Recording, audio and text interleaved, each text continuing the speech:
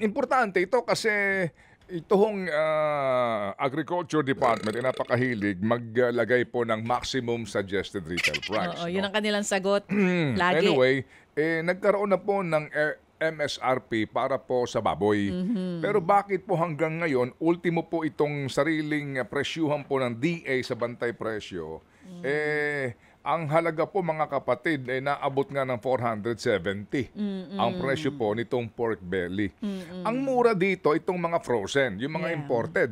Pero Oo. yung fresh po na mas habol ang ating mga kababayan, bakit pa rin mahal?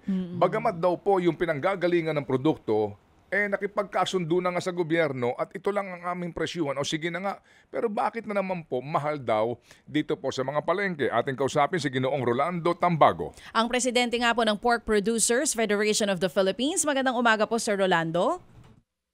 Magandang umaga sa ating mga tagapakinig. Yes po. Sir Rolando, ito nga nagtakda po last March 10 na ang DA nitong MSRP para sa mga baboy. Pero hanggang sa ngayon, yung mga nagbebenta, lampas 400 pesos per kilo pa rin po. Ano po bang pangunahing dahilan kung ba't hindi po nasusunod ng atin pong mga retailers, ito pong price cap? At paano po ito naapektuhan yung ating mga pork producers?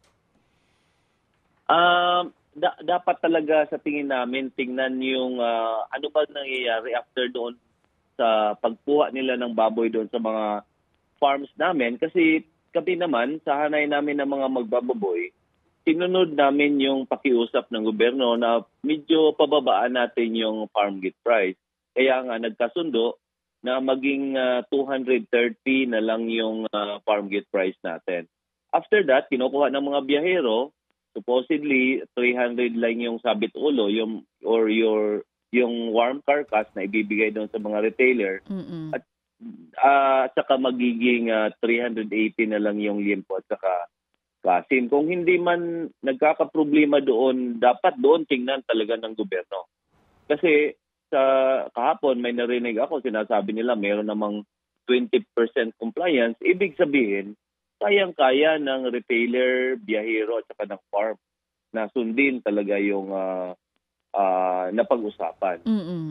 So, Sir Rolando, kung hindi sa pork producers ang problema, possibly nasa middleman at sa retailers po?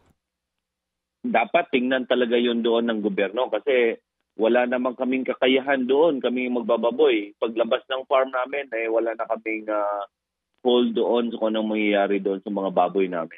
Basta kami, doon sa pakiusap ng gobyerno na pababaan yung presyo ng farm gate price dahil kahit magsakripisyo kami doon sa kita namin, sinunod natin yung pakiusap. So, isa-isahin po muna natin. For liempo, for kasim at pige, magkano po ngayon ang farm gate price? Ngayon, nasa 230 per kilo. Live yon. Bawat kilo ng live na baboy. Oo. So kumbaga kasi Chacha, yung mga cuts na yan, sa palengke na yan Oo. So ang bilihan dito yung buong baboy na buhay 230. So 230 per kilo. So bahala na nga yung presyuhan dyan sa palengke pero dapat nga may cap. So ngayon ang katanungan din dito kay Ginoong Tambago, nakipagkasundo kayo, tumupad kayo kaninyo sa kasunduan at nagkaroon na rin ng kompetasyon, di ba? Kung bakit nga ito, meron ng kwenta kung bakit 380, di ba, sa liempo, 350 sa kasim. Totoo. Yes, okay. Totoo yan. So sabi nila, traders daw mga 70 pesos. Okay? And then yung sa mga retailers, 50 pesos. Okay? Kaya naging ganito po ang kwenta nito. So sa inyo, dahil sumunod kayo dito sa 230, dito ba, kumusta ang kita nyo? Based sa puhunan, sa lahat ng inyong mga pagsasakripisyo, sa 230 ba, more or less, magkano kinikita ninyo? Ang cost to produce natin ngayon, nasa 200 pesos per kilo.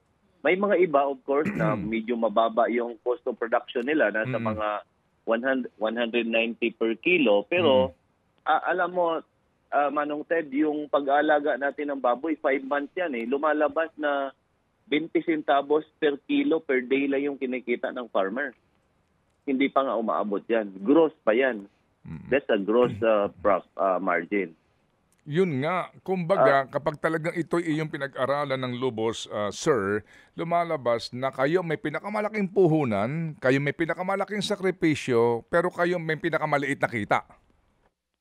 Totoo yan, totoo yan. At saka napakalaki pa ho ng risk doon kasi live animals ito eh.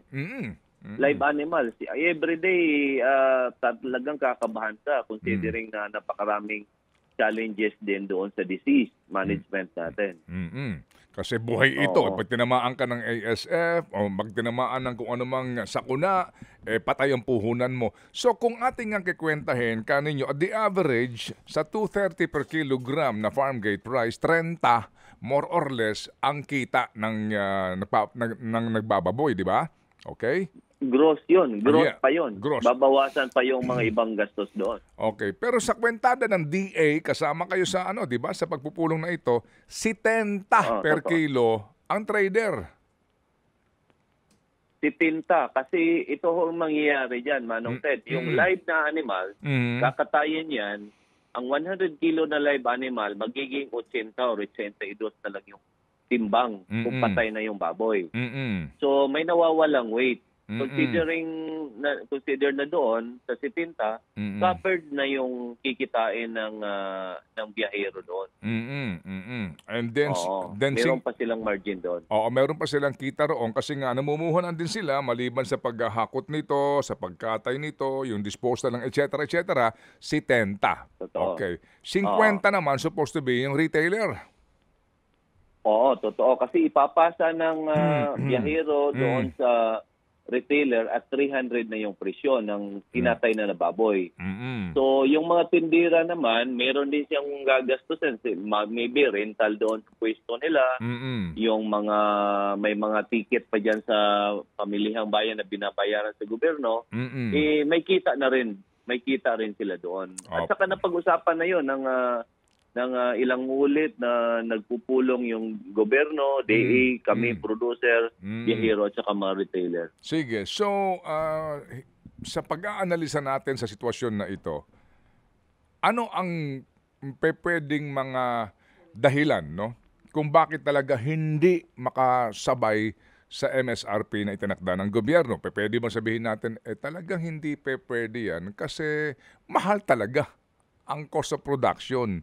Mahal talaga ang gastusin o babawasan na naman ang isa sa mga chain dito na dinadaanan ng produkto. Ano palagay nyo? Kung tinatanong mo kung ano ang best solution yan, ang pinaka-best solution talaga dyan is kung matulungan ng gobyerno galing ng farm, diretso na doon sa retailer. Shorten yung value chain. Kaya lang, sinong kakatay? Sa sitwasyon natin, yun nga, hindi naman siguro yun na trabaho ng gobyerno na magkapag-assist doon. Kasi yun talaga, kung hindi man mangyayari yan, sinasuggest na natin na tingnan ulit yung mga napag-usapan, sinong sumunod at saka sinong hindi para mabigyan ng solusyon. Okay, kasi nga kung ididiretso mo ito doon sa retailer, sinong kakatay? Diba? Sino ang magde-dispose? Sino maglilinis nung mga kumbaga yung ginagawang dinuguan sino maglilinis ng mga hindi ba alam mo na yon. Sige. So again dito sa pangyayaring ito, no, na ito yung actual ngayon after your meeting niyo with DA, anong balak ng inyong grupo, sir? Ang pinanawagan natin na kung hindi talaga masunod, baka balikan namin yung diskusyon or pagpupulong together with all the stakeholders para masolusyonan kung saan nagkakaproblema.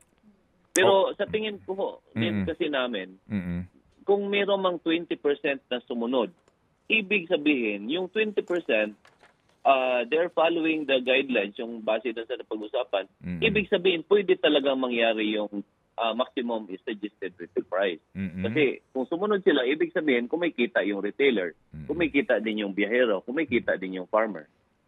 So ano nangyayari doon sa 80%? Kanino ba sila kumukuha ng baboy? Ano bang nangyayari doon sa mga gastusin nila? Ba't hindi sila nakakasunod? Yung 20%, sir, saang mga lugar yun? Baka naman din may mga factor nga, yung layo ng palengke, 'Di ba? Yung mahal ng renta, saan yung 20% na sumusunod? Hindi ko lang alam ang eksakto na location ng mga merkado, pero yun ang sinasabi ng Department of Agriculture.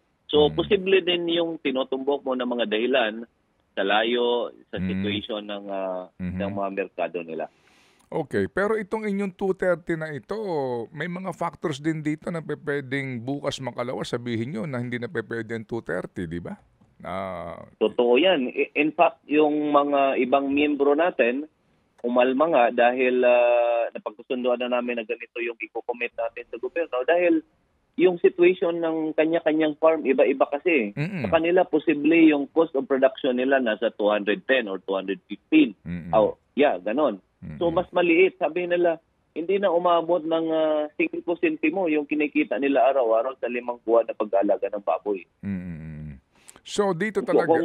Go ahead. Yeah, kasi yung feed cost tumataas din. Pwede ba lagyan din na sabihin din ng gobyerno na yung feed ganito na yung presyo para hindi din tumaas yung cost of production ng mga magpapaboy.